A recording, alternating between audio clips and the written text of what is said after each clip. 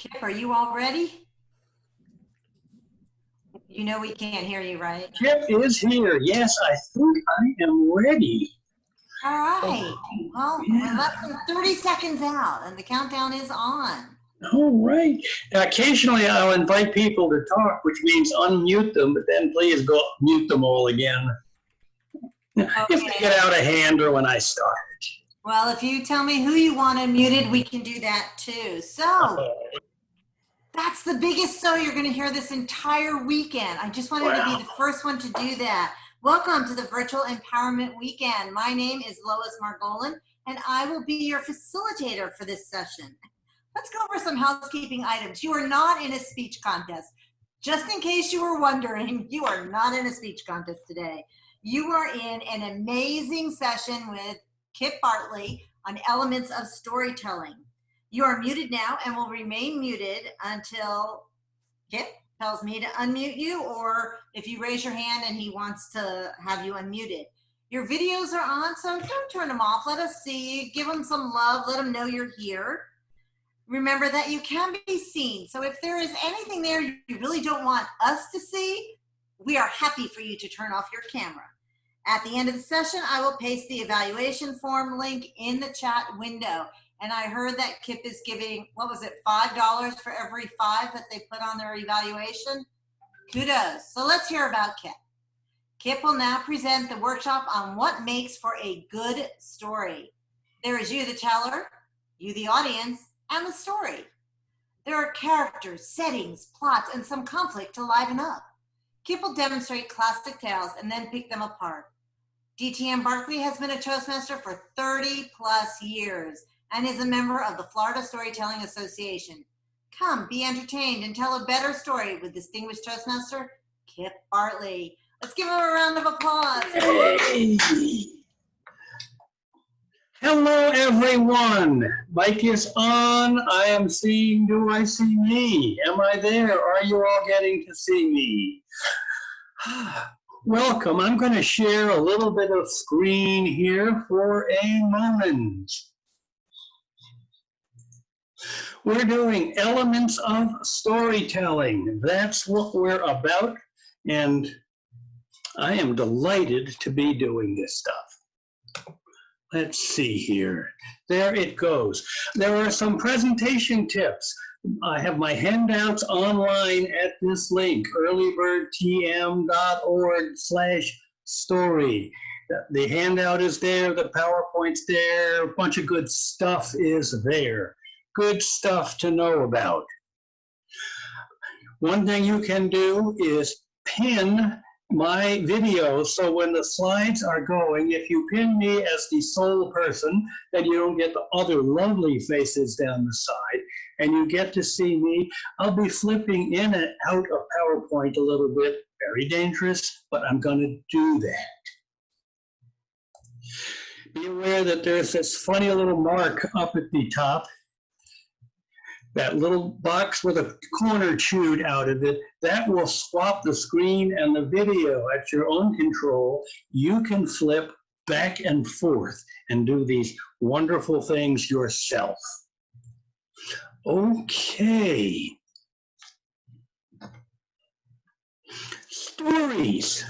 Stories. We're going to tell. Stories are everywhere. Stories have been around. It's how our culture is transmitted. It's a really hot item in the corporate world. Sell your product with stories. Are you doing medical training on surgical projects? Use stories. People will listen to you. It's ever so important. Very hot. Great for coaches. People will pay you good money to be coached on how to tell better stories. Now, one of those things to think about with stories is a thing called the story triangle. The story triangle is you, and you have an audience out there, and there is the story. And the action triangle again and again and again. I have been in front of more than one audience. I can do certain things in front of some and not in others. Okay, I like to know where I am. And this is very exciting doing this video deal because I'm speaking into cameras. And then there is the story. The story might be 5,000 years old. And whose story might it be? Oh, terribly important. So we go round and round this story circle as we do stories today. Now, I am at a standing desk, just in case anyone wonders. I have a second camera. Let me get this video foolishness straight. And if you're really, really crazy about this, you get a director who will go around and show you off like that. You can do these things. Perhaps you want a second camera. It'll give you a little bit more background if you want to go move around, but you're just really hoping that it all doesn't fall on the floor in the middle of your presentation. I'm at a standing desk. I can get up and move around a little bit. As a teller, I love to move, and this sitting talking head thing does not seem to work as well. I can just go move around so much better. We have all these beloved virtual backgrounds to fool with. Some are so distracting, and some might even help your story. Let me get one right here I'm gonna like. That'll work, that's pretty dull. You know, it was bound to happen. It was just a matter of time. But Brother Fox had finally caught up on Brother Rabbit. Now, Brother Rabbit had been playing tricks on him for years, and he finally got him. So there is Brother Fox. Now, Brother Fox, how can I tell you, but he's kind of mean. He's a mean sort of fella, and he likes things. He likes other people's things. He likes getting things for nothing. Now, he does have one friend, and that's Brother Bear. Brother Bear is big. He carries a club. He moves a little slow, and he's big. That's what Brother Bear is, big. So there they are standing there. We've got this fox holding the rabbit up by the ears, saying, I got you. And Brother Bear is standing back watching. The rabbit is screaming and yelling, oh, you got what are you going to do? This is all. And the fox is wondering, what is he going to do? Brother Bear volunteers. Why don't we just knock his head clean off? Fox, nah, too easy, too easy. Let's roast him up. Let's boil him, roast him up on a spit. That will be so tasty and delicious. And the bear, yeah. Roast me up, do whatever you, but do not throw me in that briar patch over there. See, briar patch, don't throw me in that briar patch. It goes on. Fox is still thinking, you know, we could fricassee them and then boil them. That might be really good too. That might be, what do you think, Bear? Why don't you just knock his head clean off? Nah. What do you think, Rabbit? Boy, yeah, boil me up, slice me in pieces, but do not throw me in that briar patch. No! About that time, Fox has an idea. Let's throw this rabbit in briar patch. The rabbit is screaming, yelling, kicking. Fox takes that rabbit.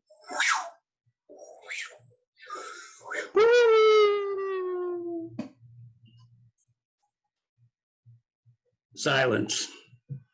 Nothing. And there's a little giggle. And there's another giggle. And then that rabbit jumps up. I was born and raised in this briar patch. This is the best place in the world for me to be. And that's why we joined Toastmasters, because we want to learn how to speak. We want to learn how to tell stories.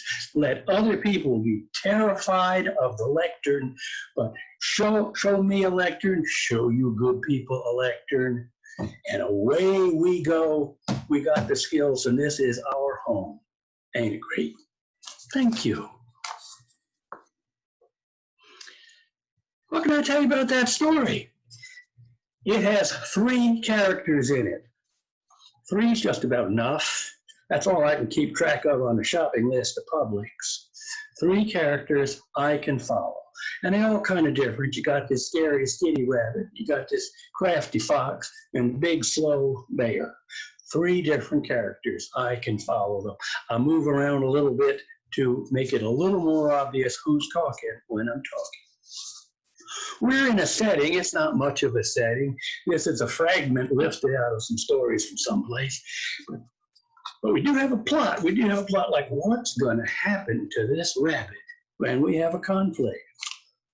And we have opportunity for gestures. We're flinging this rabbit. We're looking in different places.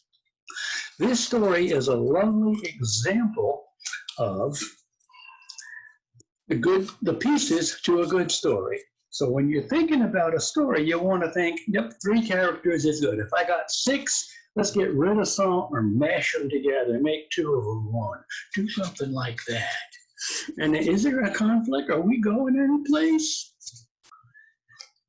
And this is a trickster story. Now, trickster stories are just all over history. Tricksters are troublemakers. Sometimes they're the court jester.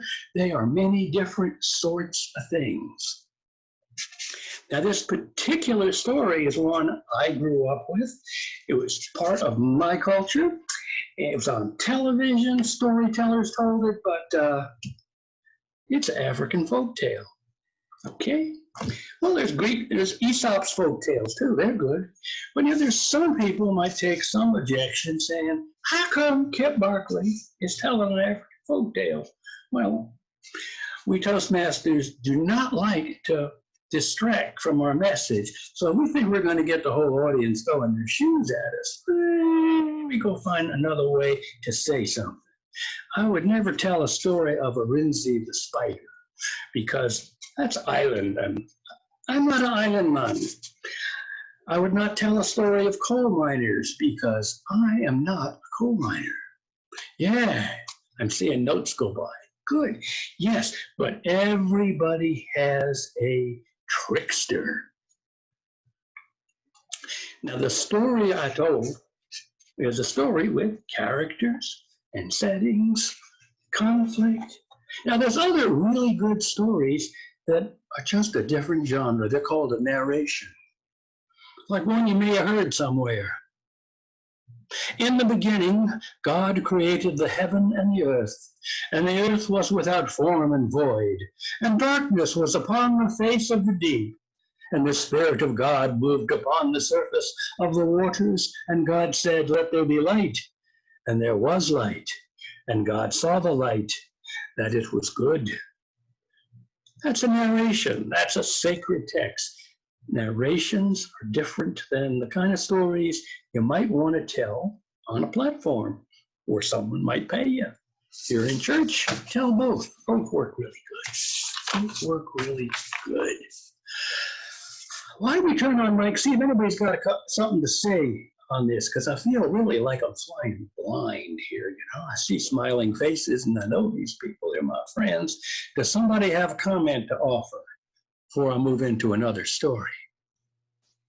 I think we've heard from Deborah Pinnock that the trickster in Jamaican culture and other places is Annecy. Yeah.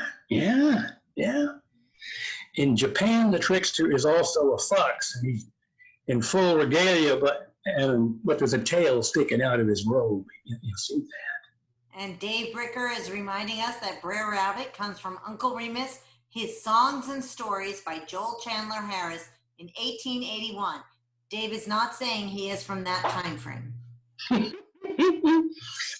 The history of Joel Chandler Harris is one that might just provoke a little emotion nowadays. So I did not mention him as a source for this. Just trying to take a familiar story, segue into it, and then flip it. Okay? We got more? That's it. We're good. All right.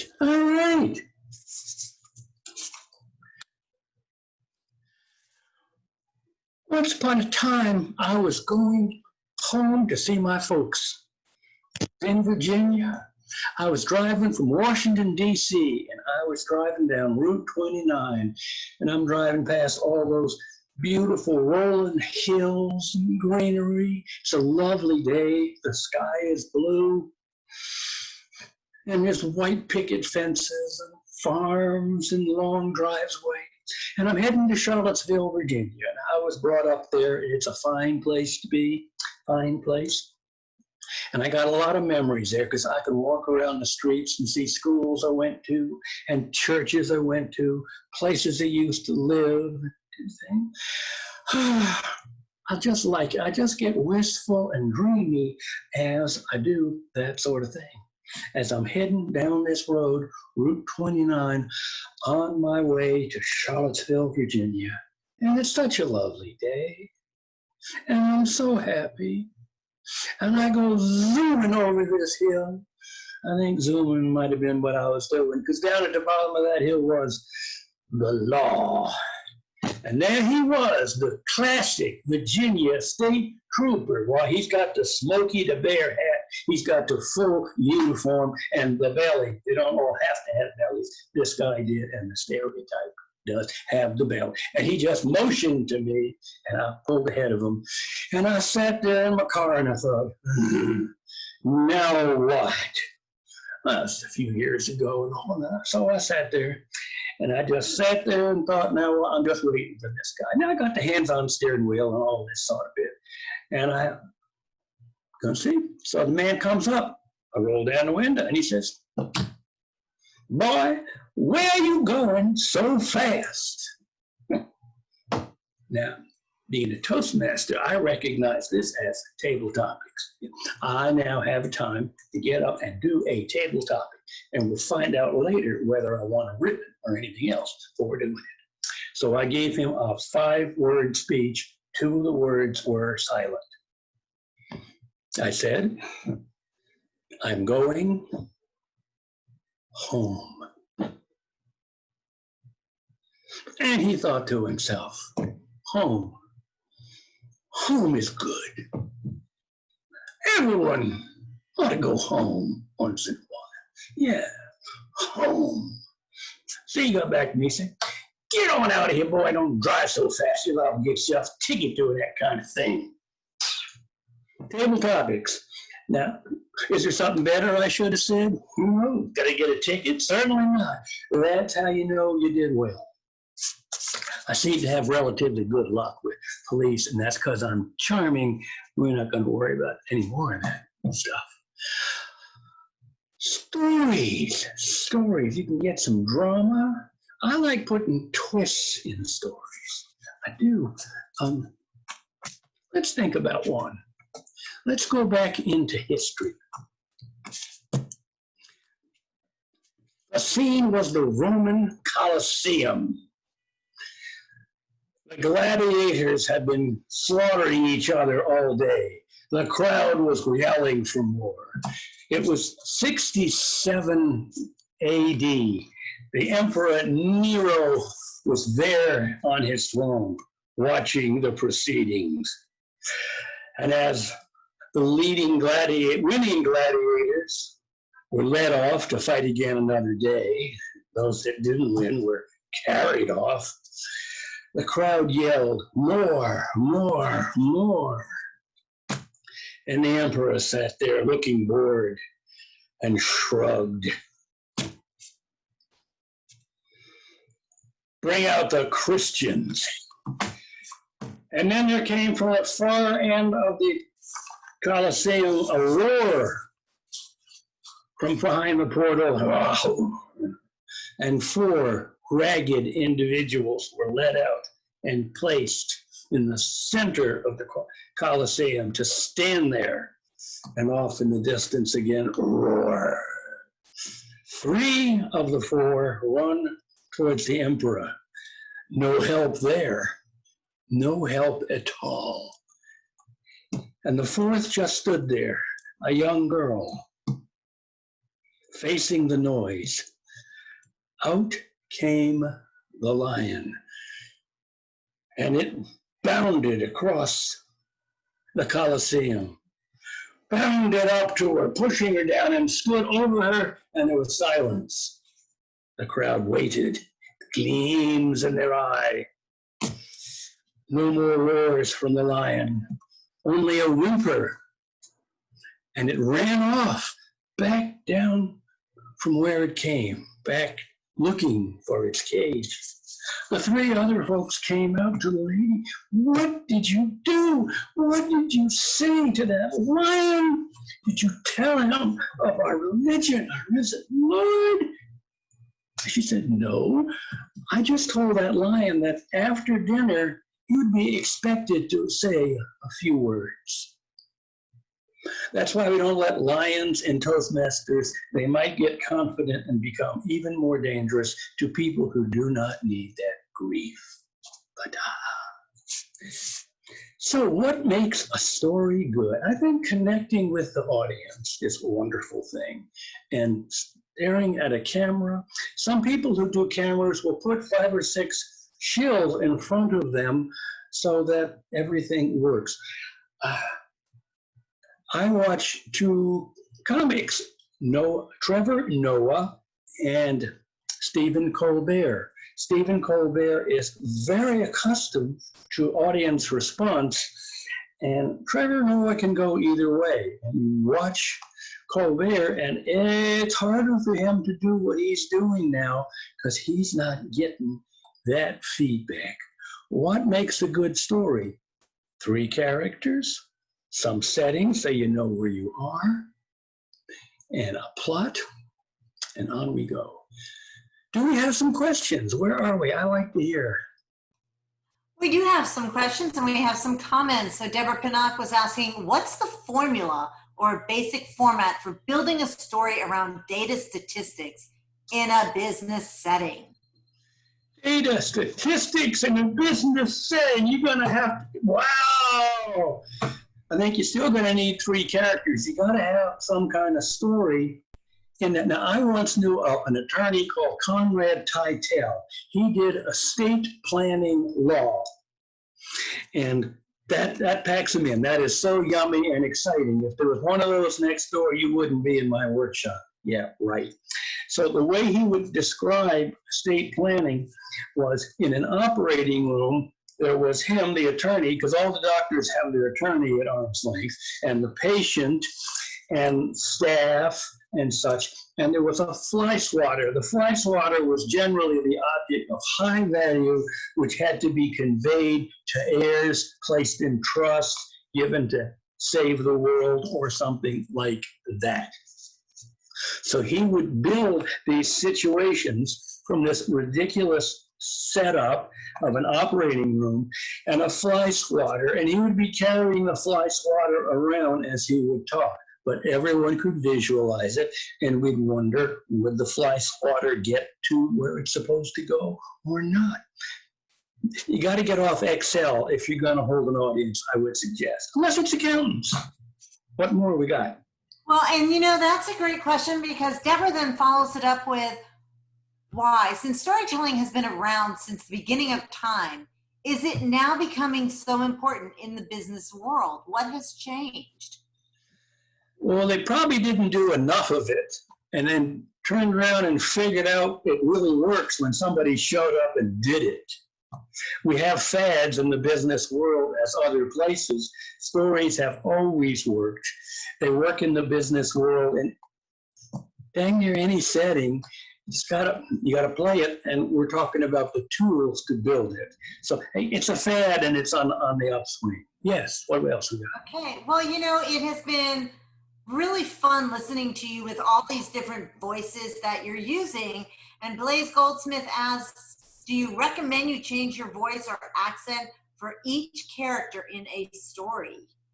That is a good thing to do. I have not done quite enough accent to my satisfaction on these stories. You want to make sure the audience can tell who is who. So yes, an accent will help. Changing your position slightly will help for being a different person, or some mannerism or gesture. I knew a storyteller and her culture was from South Asia, India, and she would have Florida crackers in her stories, and she would do it with Indian accent, Central Florida accent. It was a wonderful way to put up a picture of your mind of someone she was talking to on the telephone. That would be an example. Okay. And just so you know, Phyllis is putting out a shameless plug about come watch 12 members tell their stories at Story Slam tonight, but you didn't hear that from me. Also, Wes Boca at Toastmasters.org, who is remaining anonymous because I don't know a name, are saying that's Paul. Look at him. Paul, why don't you have your name there? And this is something that everyone is asking. Stories are memorable where the facts tell something, but stories sell it. Do you agree with that? Yes, that's why you have all these stories in the sacred texts people are running around with. Okay, well, we are going to let you and your fabulous voice keep going. Thank you. Let us keep going. So once upon a time, I went for a walk in the woods. I love to travel. And I meet interesting people out there when I do that sort of thing. And once upon a time, I was in Estes National Park. It's in Colorado, about 40 miles northwest of Denver. And it's up at the Continental Divide, beautiful high mountains. The time was late spring, just before the tourist crush.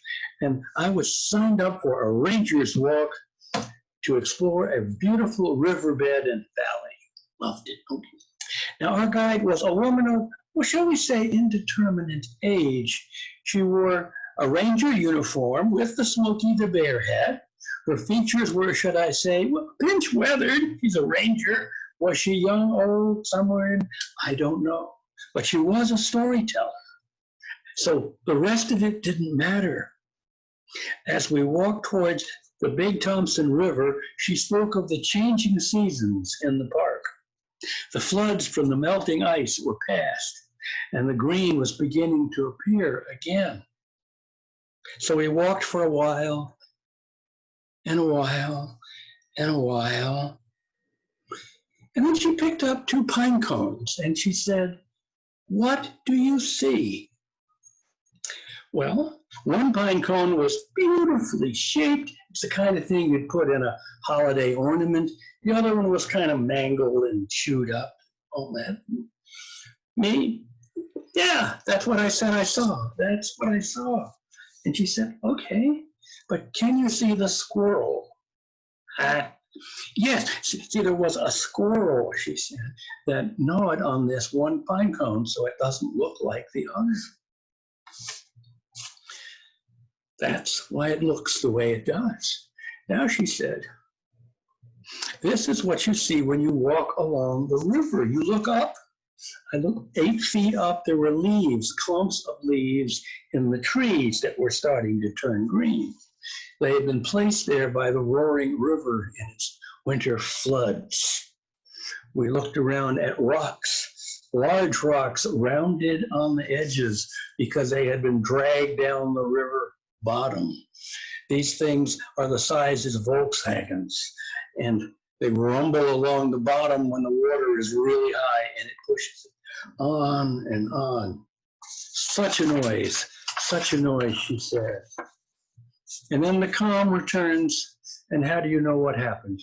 You walk around and you look with your eyes of nature. And so she said, did you enjoy your walk in the park?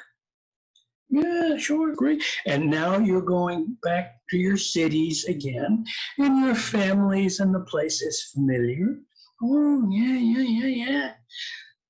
Now, while you're out there looking around at all you know, look for the squirrel. There'll be things there to see too. Thank you. That's what this lady said. Look for what else is around you. You know, humor in stories is good. I can't hear laughs if there are any. Humor will keep your audience awake.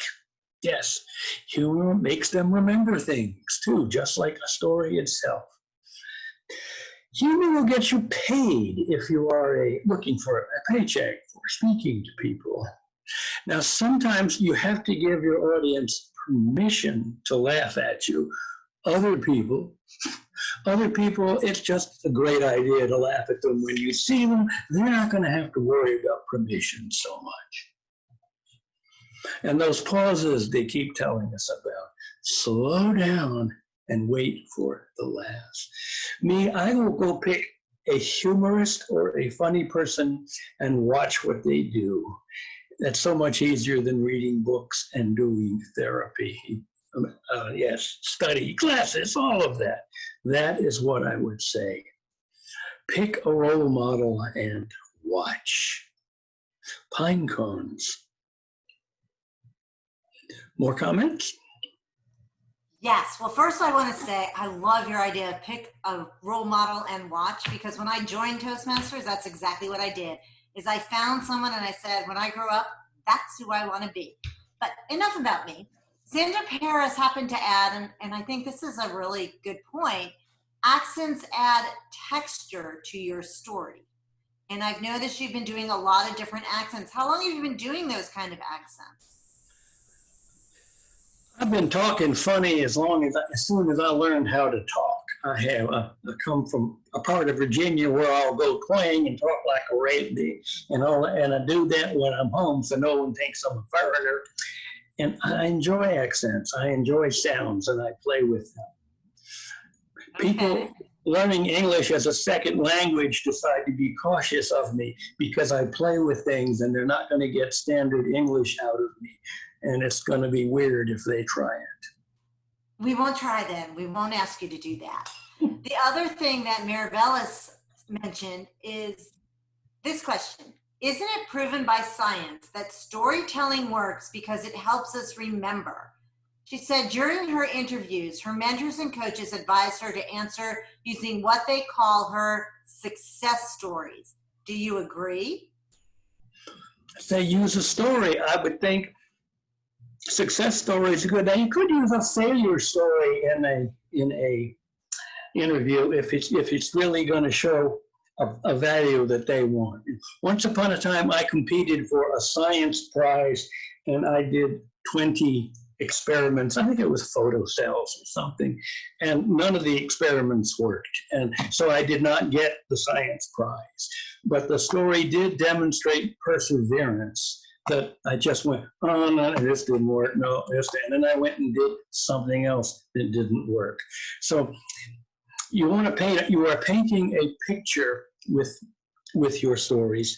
And if you throw in a failure as long as it turns into a success. Now, stories are different, than being acting with scripts and all. For me, stories are, I am imagining a series of slides, and I'm just standing here watching the slide and describing it. And then I click to the next slide and I describe that.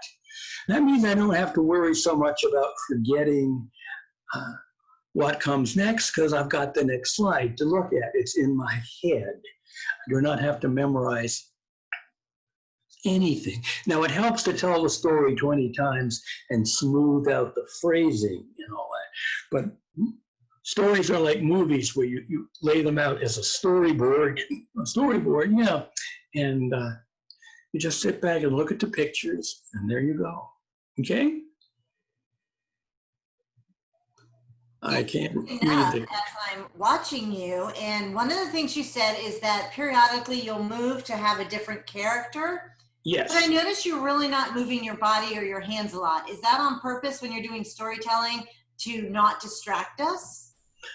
I am dealing with this new video world. The one thing I've done is put my camera in mirror. So when I raise this hand, it looks like it's right where I would expect it to be. If the camera were not in mirror mode, then my hand would be on the other side and I would get dyslexic, probably fall over and ruin the entire presentation. Now, if I hold up a sign, the words will be backwards because the Zoom setup is mirror. But if I am using this camera to monitor what I'm doing with gestures, I want it in mirror mode, so it is accustomed to what I am seeing otherwise. I would encourage more gestures, and I am using and I'm wrestling with this new wonderful media of private TV where I'm confined to a box and blind to my audience. Yes. Thank you. Well, you're doing a wonderful job. And I think we have a number of people out there that are dying to unmute themselves and show you or have you listen to their accents, because they're having fun typing the accents in the chat box. Which Let's go. Too. Anyway, the stage is yours. Unmute, folks. All right, let me figure that one out. Hold on. So you want me to allow everybody to unmute? Okay. If they get unrowdy, we throw them all out again. All right, so you are all unmuted. Wow. Anybody This may want not to have been share a great their idea. Hi. Aletha, did you want to share your accent? Oh, child. I'm here. Okay, and Trina, you can't unmute. Let me see if I can find you in here. In the meantime, anybody else that wants to share, we're going to let you go. Otherwise, sir, we are going to let you continue on. All right. Yeah. Yes. How much detail should you include in your story? How many what? How much detail should you include in your story? Just enough. The idea is that every word matters and everything is efficient. If the robe on the princess has elaborate decorations that have nothing to do with her story, you don't want to share them. If they were woven by the fairy grandmother and they will do magical things later in the story, you want to set up the action by pointing them out. Set up the action by pointing them out. Okay, Marie, we can't understand you. If you could type your message, that would be awesome. Carry your words. One microphone per room.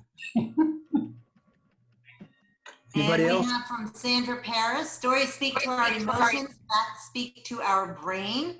As humans, we may forget what it is said, but we tend to remember how people make us feel. The brain only remembers a small percentage of what is said. Do you remember the measurements that on diminishes over time.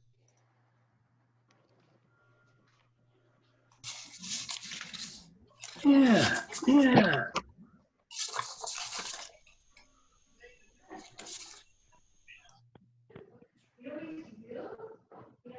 Have we wound down? I'll just go lurch on to one here. Great.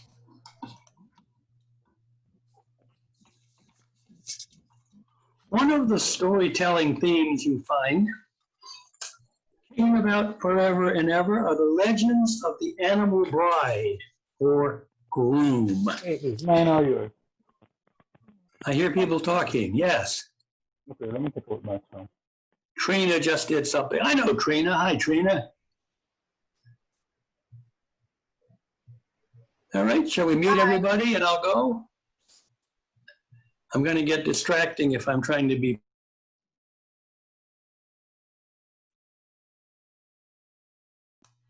Kip, can you unmute yourself? There you go. I have to unmute myself then. Okay. One of the themes that you find weaving its way through culture and literature are the legends of the animal bride or groom. It seems that each of us critters by gender see the other one as wild animals. That must be the reason for it. We males look at women, the women look at men. What can I say? It wanders through our culture. You see these stories like Beauty and the Beast. There is the lady, she's human, and the beast is male.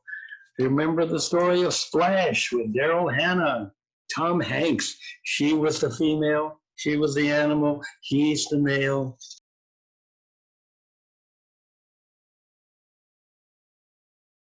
Sir, you muted yourself.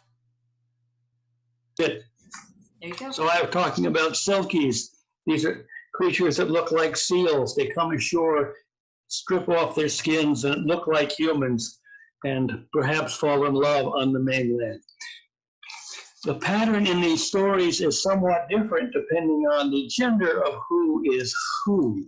when the human is female and the male is the beast, the woman saves the beast and the relationship, and they live happily ever after.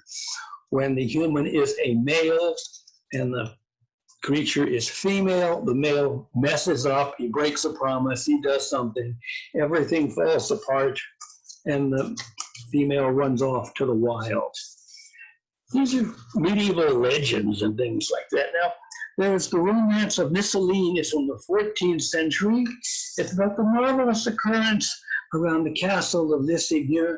Sometimes they see a dragon in the air around that castle, around sunset. Many years ago, there was a prince. Prince Sedgwick, yes, he owned the castle and he owned a horse, and he would ride that horse as princes do. And he came upon a maiden at a well. You're always finding maidens at a well in these stories. If you've lived in these stories a lot, when you see a maiden in a well, run. This is a setup. Get out of there. And you ain't gonna like what happens. Okay. Cedric had not had this workshop.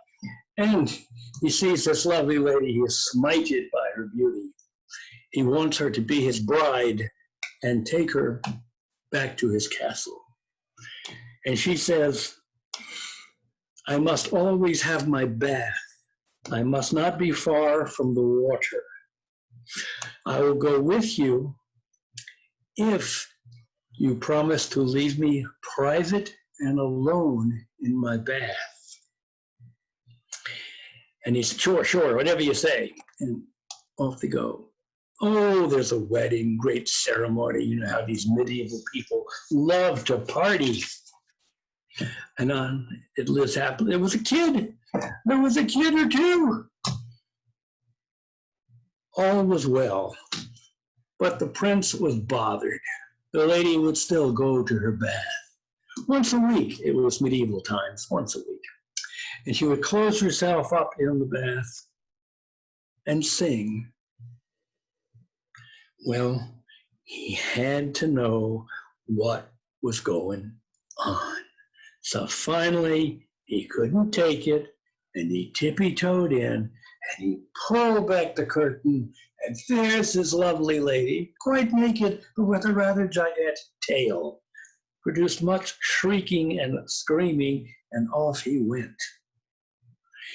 The lady, quite furious about this, continued the rest of her transformation and turned back into a dragon and took off from the castle. She can be seen at sunset, near the horizon, circling on certain days. She still misses her children. She does not miss the prince. Once again, the prince blew it. A lesson for us males in our relationships. All right.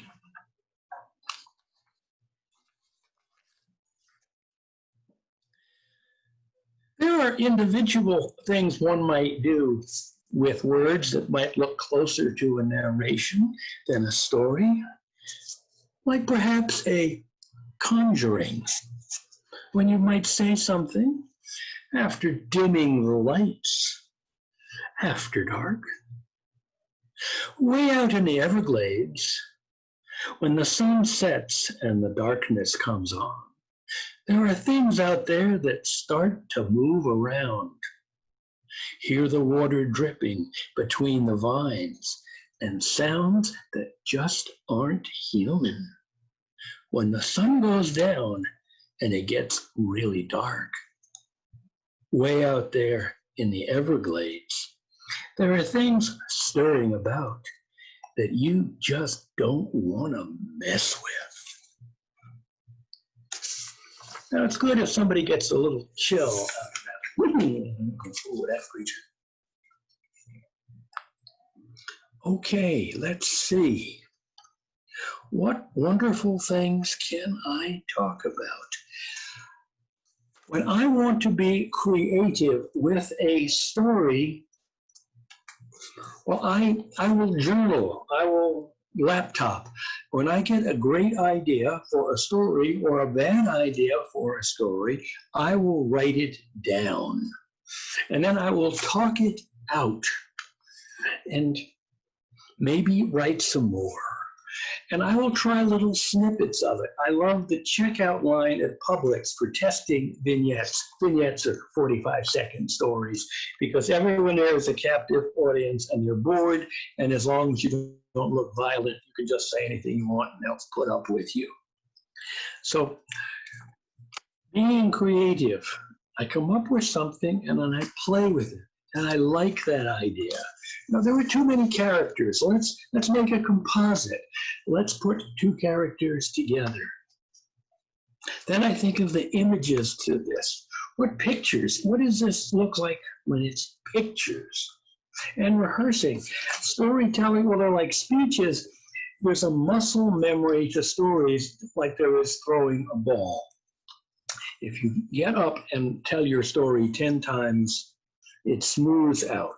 The right words will come when you reach for them. And then you sit back and think about it again and write some more and think about some more words. So I just do a cycle, on and on and on. This cultural stuff. Now, once upon a time, I was in Chalus, Iran. It was in the time of the Shah. Well, it was a good time if you liked the Shah and a bad time if you didn't. And I was with some techies, contractors. We were making some defense stuff on a fence outside the summer beach house. Yes, you were born in Tehran, huh? You were right. Okay, this. Yeah, Bandas Abar and Chalus. So that's where we were. And we were doing our wonderful technology for these lovely folks. And I really was in a new culture. I've been other places before, but this is Middle East. I was 30 years old. Why do I choke up? Because I can't breathe. Okay, and in that era, I was wearing a denim jacket and slacks. That was a very expensive outfit in Iran at that time. And what else was going on? What else was I doing?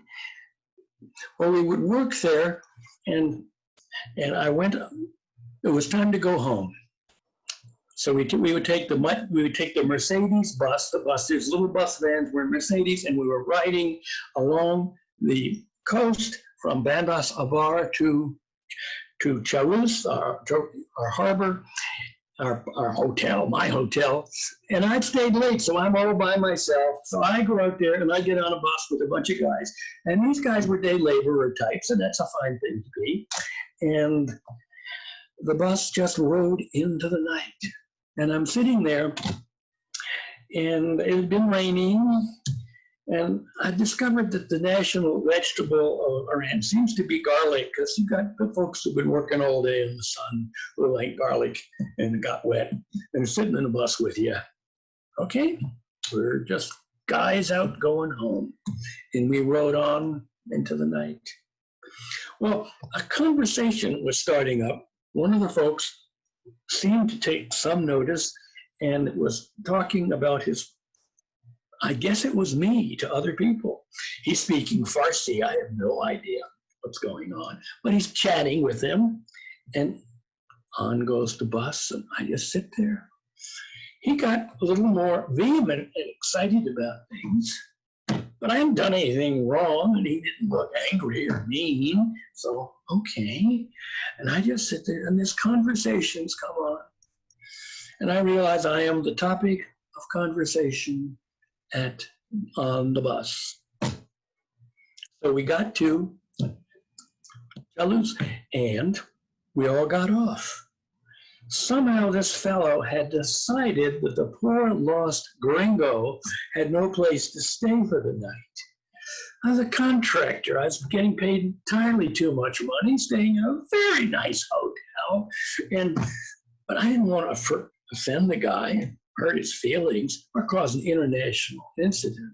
So gestures, kindness, knee, sleep, there, hug. His friends laughed at him a little bit, and then I hugged him again. We were all fine. I went into my hotel. I had avoided an international incident. Perhaps at this time he is telling this story to his friends about the crazy homeless gringo who was fun to watch sitting on the bus. It was a lovely adventure that did not turn into a disaster. Okay, we're turning down to time. Maybe we got a question or two when you wrap it up, huh? Well, you have less than 30 seconds, but there was one quick question. Yes. What do you do if you get nervous and lose your place? Well, if it's a story, you look at the slides in your picture and no one quite knows where the story is unless it's Brother Rabbit, and then you can still mess it up anyway. So just back up and start again. Take a deep breath. But the stories are different. And I pause. Where are we? I remember, yes, and then off you go. You can pause. It's okay. The audience doesn't mind. Yes. All right. Well, let's everybody give Kip a huge round. And if you have your camera off, you can do it through reactions and tell them how awesome he is. And District 47 and its members so appreciate you, Kip. Delighted. Did you have a good time, Kip? I had a wonderful time. I just forgot to use the slides, but I'd rather talk to you anyway. We can just, well, don't worry about it. The handout is at earlybirdtm.com/story. And it's all there. And I'm around. I like to talk. Kip Barkley at AOL.com. I apologize. It's AOL. Yeah. So a couple of things for our audience. This is the Google evaluation link for Kip. Like I said, he's giving $5 for every 5. He's looking forward to it. Please copy that link, complete it now before you forget it, and it goes way up in the chat box. I am going to give that shameless plug for Phyllis, just because it's Phyllis. And to remind everybody that in the same room at 8 p.m. is a story slam. And my shameless plug is tomorrow at 4, I am giving a presentation of Command Your Verbal Performance. Yes, right? I'm excited. Yay. I like that. We have 9 minutes before our next presentation, which is from Abika Devi, Preparing to Speak, Getting Over Your Stage Fright. Thank you, everyone. You are welcome to talk. You are unmuted. Have fun. And I hope to see you in the next 8 minutes. Nice job, Kip.